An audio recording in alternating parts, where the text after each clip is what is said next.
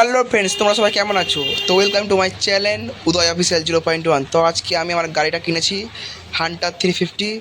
তো আজকে গাড়িটা আমি পুজো দিতে যাবো আর কি, নতুন গাড়ি এখন পুজো দিতে যাবো। চলো যাই।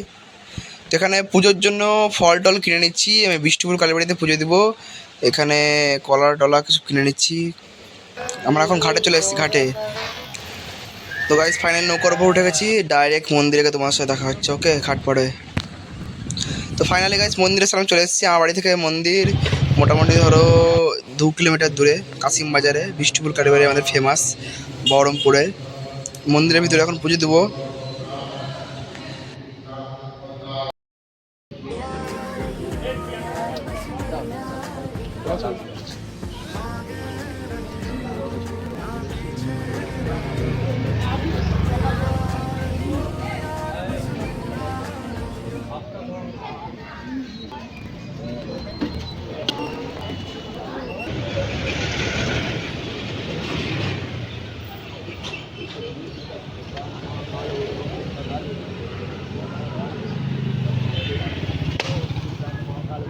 এখানে মন্দিরের পুরোহিত আমার গাড়িতে মানে পক্ষীরাজকে মালা পরে দিল এবং নারকেল ফাটাচ্ছে। নারকেলের ফাটিয়ে সামনের চাকায় পিছনের চাকায় জল দিয়ে পুজো করে দিল। তো আমরা এখন এখান থেকে বহরমপুরে একটুখানি খাওয়া দাওয়া করবো আর কি, গাড়িটা পুজো দেওয়া হয়ে গেলে।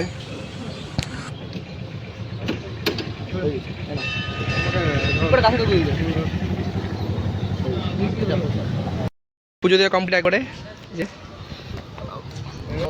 গাড়ি পুজো কমপ্লিট। এই যে বিষ্ণুপুর গাড়িতে পুজো দিলাম। এই যে আমার একটা ভালোবাসা পক্ষীরাজ, গাড়িটার নাম দিছি আমি। পুজো দেওয়া কমপ্লিট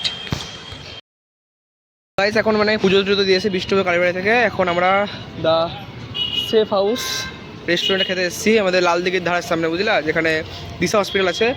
এই যে দ্য সেফ হাউস। কি বলবো তোমাদেরকে, মানে এত আনন্দ লাগছে না, মানে মাথা খারাপ আনন্দ লাগছে একবারে, কি বলবো।